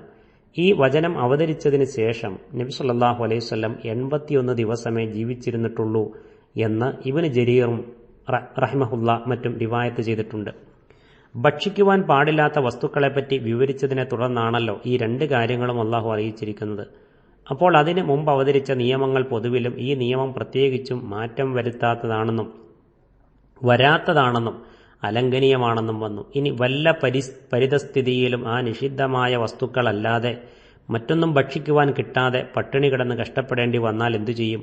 അതിനുള്ള മറുപടി കൂടി നൽകിക്കൊണ്ടാണ് അള്ളാഹു ഈ വചനം അവസാനിപ്പിക്കുന്നത്. ഫമൻ ഇർതുറ ഫീ മഖ്മസത്തിൻ എന്ന് തുടങ്ങി ഗഫൂർ റഹീം എന്ന നിലയ്ക്കാണ് ആയത്ത് അവസാനിക്കുന്നത്. വല്ലവനും കുറ്റത്തിലേക്ക് ചായ്വ് കാണിക്കുന്നവനല്ലാത്ത നിലയ്ക്ക് പട്ടിണിയിൽപ്പെട്ട് നിർബന്ധിതനായി തീർന്നാൽ അപ്പോൾ അള്ളാഹു പൊറുക്കുന്നവനും കരുണാനിധിയുമാകുന്നു. അങ്ങനെ നിർബന്ധിതാവസ്ഥയിൽപ്പെട്ട് കഷ്ടപ്പെടുന്ന പക്ഷം ഒരു കരുതിക്കൂട്ടലോ താൽപ്പര്യമെടുക്കലോ ഇല്ലാതെ അത്യാവശ്യമായ അളവിൽ മാത്രം ആ നിഷിദ്ധ വസ്തുക്കൾ ഏതെങ്കിലും ഉപയോഗിച്ചുകൊള്ളുന്നതിന് വിരോധമില്ല. അത് അള്ളാഹു പുറത്തു കൊടുക്കും, അവൻ കരുണയുള്ളവനാണല്ലോ എന്ന് സാരം. ഇവിടെ ഗൈറ മുതജാനിഫിൻ ലിഇസ്മിൻ, കുറ്റത്തിലേക്ക് ചായ്വ് കാണിക്കുന്നവനായിട്ടല്ലാതെ എന്ന് പറഞ്ഞതിന്റെ സ്ഥാനത്ത് സൂറത്ത് ബഖറ 173 ഉള്ളത് ഗൈറ ബാഗിൻ വല ആദിന്നാണ്, നിയമലംഘനം കാക്ഷിക്കുന്നവനും അതിര് വിട്ടവനുമല്ലാത്ത നിലയിൽ എന്നാണ്. രണ്ടും ഒരേ സാരത്തിൽ കലാശിക്കുന്നു. കുറ്റകരമായ വല്ല പ്രവർത്തനങ്ങളിലും ഏർപ്പെട്ടത് നിമിത്തം ഉണ്ടായിത്തീരുന്ന നിർബന്ധിതാവസ്ഥയിൽ ഈ ഇളവ് അനുവദിക്കപ്പെടുകയില്ലെന്ന് ഈ വാക്കുകളെ ആധാരമാക്കി ഇമാം ഷാഫി റഹ്മഹുല്ല മുതലായ ചില പണ്ഡിതന്മാർ അഭിപ്രായപ്പെട്ടിട്ടുണ്ട്. ഈ അഭിപ്രായം പ്രത്യക്ഷത്തിൽ ശരിയാണ്. പക്ഷേ ഇബ്നു ജരീർ റഹിമഹുല്ല മുതലായവർ ചൂണ്ടിക്കാട്ടിയതുപോലെ ജീവൻ പോലും അപകടത്തിലാകുമാറ് കുറ്റകൃത്യം ചെയ്തത് തെറ്റുതന്നെ. എങ്കിലും നിഷിദ്ധമായ വസ്തുക്കളെ ഉപയോഗിച്ചിട്ടെങ്കിലും അതിൽ നിന്ന് രക്ഷപ്പെടുവാൻ മാർഗമുള്ളപ്പോൾ അത് ഉപയോഗിക്കാതെ ആത്മഹത്യയ്ക്ക് വിധേയനാകുന്നത് മറ്റൊരു തെറ്റും കൂടിയായിരിക്കുമല്ലോ. അനിവാര്യമായ ഘട്ടത്തിൽ ചെയ്തു പോകുന്ന ആ തെറ്റ് പുറത്തു കൊടുക്കുന്നവനാണ് അള്ളാഹു എന്ന് പറഞ്ഞ് മതിയാക്കാതെ അവൻ കരുണാനിധിയാണ് എന്നുകൂടി പറഞ്ഞിരിക്കുന്നത് നോക്കുക. അവന്റെ കാരുണ്യാധിക്യം കൊണ്ടാണ് ഇങ്ങനെയുള്ള ഇളവ് നൽകുന്നതെന്നും മനുഷ്യനെ കഷ്ടപ്പെടുത്തി ഞെരുക്കുവാൻ അവൻ ഉദ്ദേശിക്കുന്നില്ലെന്നുമാണ് ഇത് സൂചിപ്പിക്കുന്നത്. ഒരു ഹദീസിൽ നബി സല്ലല്ലാഹു അലൈഹി വസല്ലം പറയുന്നുണ്ട്, തീർച്ചയായും അള്ളാഹുവിനോട് അനുസരണക്കേട് കാണിക്കുന്നതിനെ അവൻ വെറുക്കുന്നത് പോലെ അവന്റെ ഇളവ് വിട്ടുവീഴ്ചകളെ സ്വീകരിക്കുന്നതിനെ അവൻ ഇഷ്ടപ്പെടുകയും ചെയ്യുന്നു എന്ന് ഇബ്നു ഹിബ്ബാനാണ് ആ ഹദീസ് ഉദ്ധരിച്ചിട്ടുള്ളത്. അസ്സലാമു അലൈക്കും വറഹ്മത്തുള്ളാഹി വബറകാതുഹു. പ്രിയമുള്ള സഹോദരങ്ങളെ, പഠിതാക്കളെ, സൂറത്തുൽ മാഇദയിലെ ആയത്തുകളുടെ വോയിസ് നോട്ടുകളാണ് നിങ്ങളിലേക്ക് എത്തിക്കൊണ്ടിരിക്കുന്നത്. ഇന്ന് 5-ാം വചനത്തിന്റെ വോയിസ് നോട്ടാണ് നിങ്ങളിലേക്ക് എത്തുന്നത്. أعوذ بالله من الشيطان الرجيم بسم الله الرحمن الرحيم يسألونك ماذا أحل لهم قل أحل لكم الطيبات وما علمتم من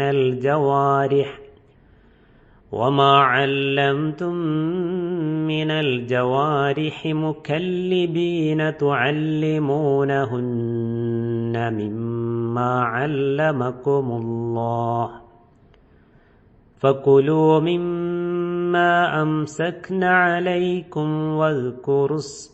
واذكروا اسم الله عليه واتقوا الله إن الله سريع الحساب.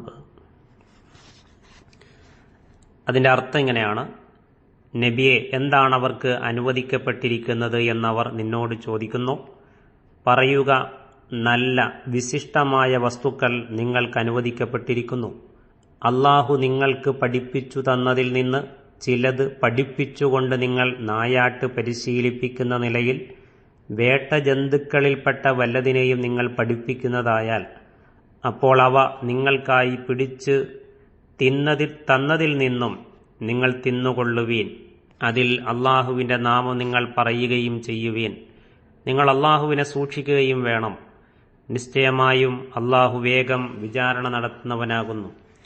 വിശദീകരണം ഇങ്ങനെയാണ്: കഴിഞ്ഞ വചനത്തിൽ ഭക്ഷിക്കൽ ഹറാമായ ഏതാനും വസ്തുക്കളെപ്പറ്റി വിവരിച്ചപ്പോൾ ഭക്ഷിക്കൽ ഹലാലായ വസ്തുക്കൾ ഏതൊക്കെയാണ് എന്ന ഒരു ചോദ്യം സ്വാഭാവികമായും ഉണ്ടാകുമല്ലോ.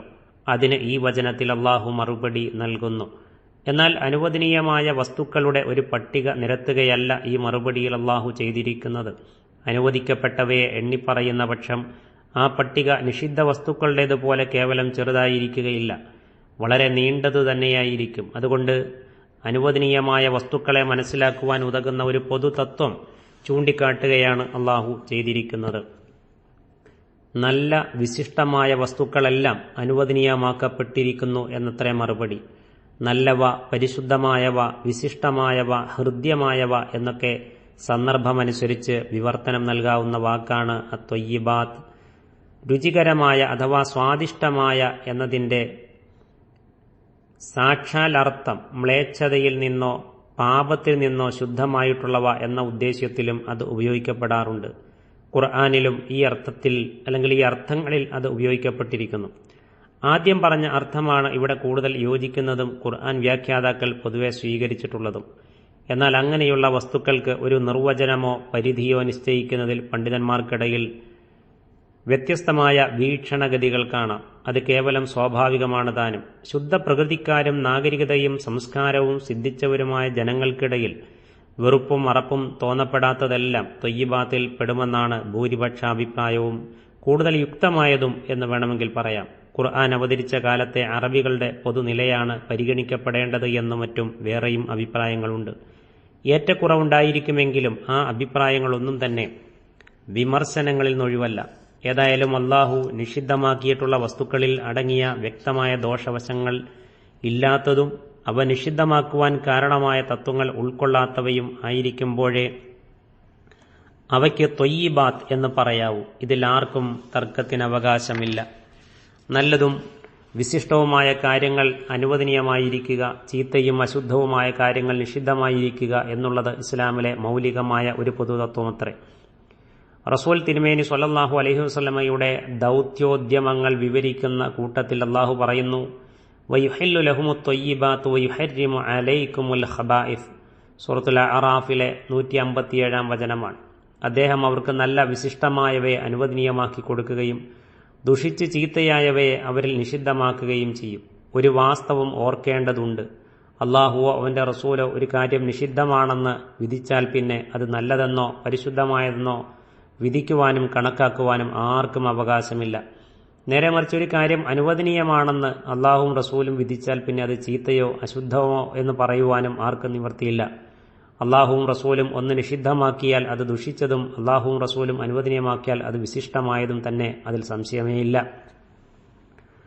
അള്ളാഹുവിന്റെയും റസൂലിന്റെയും വചനങ്ങളിൽ ഖുർആനിലും സുന്നത്തിലും രണ്ടിലൊരു വിധി വ്യക്തമാക്കപ്പെട്ടിട്ടില്ലാത്ത വസ്തുക്കളിൽ ഏതെങ്കിലും ചിലതിനെപ്പറ്റി അവ വിശിഷ്ടമോ നികൃഷ്ടമോ ശുദ്ധമോ അശുദ്ധമോ എന്നുള്ളതിൽ പണ്ഡിതന്മാർക്കിടയിൽ ഏകാഭിപ്രായം ഉണ്ടായിരിക്കുവാൻ പ്രയാസമുണ്ടായിരിക്കും. ഇതിൽ നിന്നാണ് ചില വസ്തുക്കളെപ്പറ്റി അവ ഭക്ഷിക്കുവാൻ പാടുണ്ടെന്നും ഇല്ലെന്നും അഭിപ്രായ വ്യത്യാസം ഉണ്ടായിത്തീരുന്നത്. അത് കേവലം സ്വാഭാവികമാണ്.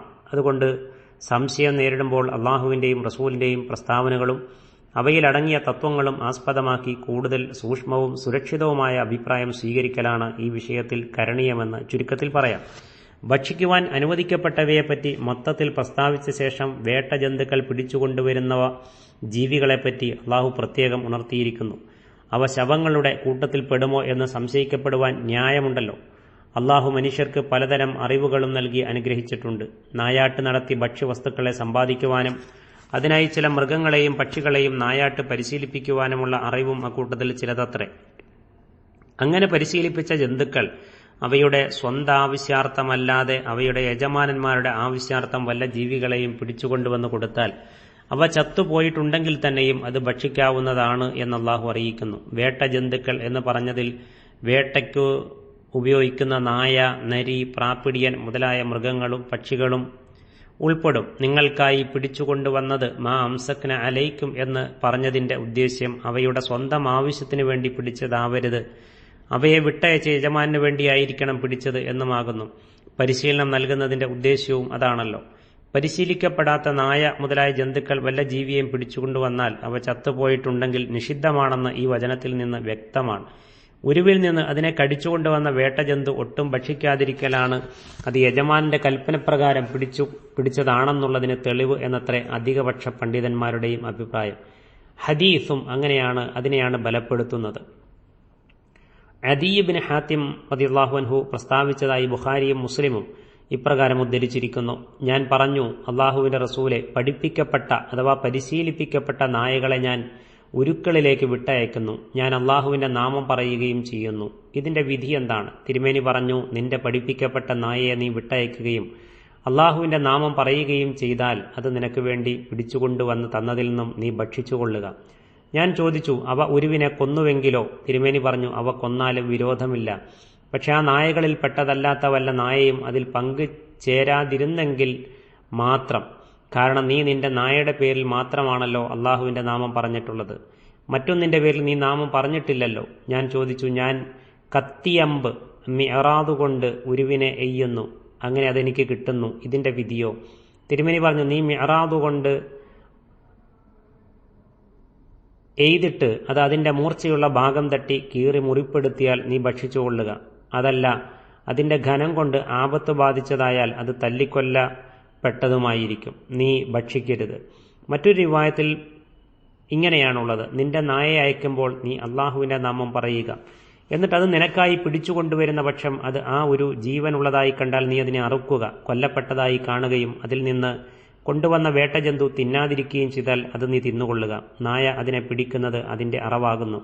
വേറൊരു വാചകത്തിൽ ഇങ്ങനെയുമുണ്ട്, അത് അതിൽ നിന്ന് തിന്നിട്ടുണ്ടെങ്കിൽ നീ അത് തിന്നരുത്, കാരണം അത് അതിനുവേണ്ടി തന്നെ പിടിച്ചതായിരിക്കും, അതെന്ന് ഞാൻ ഭയപ്പെടുന്നു. ബുഖാരിയും മുസ്ലിമും ഉദ്ധരിച്ചിട്ടുള്ളതാണിത് റഹ്മഹുമുല്ലാഹ്. വദ്കുറുസ്മല്ലാഹി അലൈഹി, അതിന്റെ മേൽ അള്ളാഹുവിന്റെ നാമം പറയുകയും ചെയ്യുക എന്നതിന്റെ ഉദ്ദേശ്യത്തിൽ പണ്ഡിതന്മാർക്കിടയിൽ 3 അഭിപ്രായങ്ങളുണ്ട്. ഒന്ന്, പരിശീലിപ്പിക്കപ്പെട്ട വേട്ടജന്തുവെ ഉരുവിന്റെ നേരെ വിടുമ്പോൾ ബിസ്മി ചൊല്ലുക എന്നും, പിടിച്ചു കൊണ്ടുവരപ്പെട്ട ഉരുവിന് ജീവനുണ്ടെങ്കിൽ അതിനെ അറുക്കുമ്പോൾ ബിസ്മി ചൊല്ലുക എന്നും. 3, ഉരുവിന്റെ മാംസം ഭക്ഷിക്കുമ്പോൾ ബിസ്മി ചൊല്ലുക എന്നും. അലൈഹി, അതിന്മേൽ അല്ലെങ്കിൽ അതിൽ എന്നതിലെ സർവനാമം ലമീർ ഏതിനെ ഉദ്ദേശിച്ചാണ് എന്നുള്ളതിൽ നിന്നാണ് ഈ അഭിപ്രായങ്ങൾ ഉണ്ടായിട്ടുള്ളത്. ഈ 3-ൽ ഇവിടെ അതിന്റെ കൂടെ സൂചിപ്പിക്കാനുള്ള ഒരു കാര്യം, മിഅറാദ് എന്നാൽ പിന്നിൽ തൂവൽ ഘടിപ്പിക്കാത്തതും മധ്യഭാഗം കട്ടിയുള്ളതുമായ ഒരുതരം അമ്പാണ്. നമ്മൾ നേരത്തെ സൂചിപ്പിച്ചിരുന്നു. മിക്കവാറും അവയുടെ മൂർച്ച മൂലമായിരിക്കുകയില്ല ഉരുക്കൾ ചത്തുപോകുന്നത്, അതിന്റെ സമ്മർദ്ദവും ഘനവും കൊണ്ടായിരിക്കും. അപ്പം നമ്മൾ മേലെ സൂചിപ്പിച്ച 3 അഭിപ്രായങ്ങൾ വദ്കുറുസ്മല്ലാഹി അലൈഹി എന്നതിന്റെ ഈ 3-ൽ ഏതാണ് നിർബന്ധം എന്നുള്ളതിലാണ് ഭിന്നിപ്പുള്ളത്. 3 അവസരത്തിലും ബിസ്മി ചൊല്ലുന്നത് വേണ്ടപ്പെട്ട കാര്യമാണെന്നതിൽ തർക്കമില്ല. മേലുദ്ധരിച്ചതുപോലെയുള്ള ഹദീസുകളിൽ നിന്ന് 1-ാമത്തെ അഭിപ്രായമാണ് കൂടുതൽ ശരിയായതെന്ന് വ്യക്തമാകുന്നു. വേട്ടമൃഗത്തെ വിടുമ്പോൾ അള്ളാഹുവിന്റെ നാമം അഥവാ ബിസ്മി പറയൽ നിർബന്ധമില്ല. ഉരുവിന്റെ മാംസം ഭക്ഷിക്കുമ്പോൾ പറഞ്ഞാൽ മതി എന്ന അഭിപ്രായക്കാർക്കുള്ള തെളിവ് ഇതാണ്. ചില ആളുകൾ നബി തിരുമേനിയോട് ചോദിച്ചു, അടുത്ത കാലത്ത് ഇസ്ലാമിൽ വന്ന ആളുകൾ മാംസം കൊണ്ടുവരാറുണ്ട്, അതിൽ അറുക്കുന്ന സമയത്ത് അള്ളാഹുവിന്റെ നാമം പറയപ്പെട്ടിട്ടുണ്ടോ എന്ന് ഞങ്ങൾക്കറിയുകയില്ല, ഈ മാംസം ഭക്ഷിക്കാമോ? തിരുമേനി പറഞ്ഞു, നിങ്ങൾ അള്ളാഹുവിന്റെ നാമം പറഞ്ഞു തിന്നുകൊള്ളുവിൻ. ആയിഷ റളിയല്ലാഹു അൻഹയിൽ നിന്ന് ബുഖാരി റഹ്മഹുല്ലാഹ് ഉദ്ധരിച്ചതാണിത്. ഈ ഹദീസ് ആ അഭിപ്രായത്തിന് മതിയായ തെളിവാകുന്നില്ലെന്ന് അല്പം ആലോചിച്ചാൽ അറിയാവുന്നതാണ്. അവസാനം വത്തഖുള്ള, നിങ്ങൾ അള്ളാഹുവിനെ സൂക്ഷിക്കുകയും ചെയ്യണമെന്നും ഇന്നല്ലാഹ സരീഉൽ ഹിസാബ്, അള്ളാഹു വിചാരണ വേഗം നടത്തുന്നവനാണ് എന്നുമുള്ള വാക്യങ്ങൾ മുഖേന മേൽപ്പറഞ്ഞ നിയമങ്ങൾ ശരിക്കും സൂക്ഷ്മമായി പാലിക്കേണ്ടതുണ്ടെന്നും എല്ലായ്പ്പോഴും അള്ളാഹുവിനെക്കുറിച്ചുള്ള ബോധവും ഓർമ്മയും ഉണ്ടായിരിക്കണമെന്നും സത്യവിശ്വാസികളെ അള്ളാഹു ഓർമ്മിപ്പിക്കുന്നു.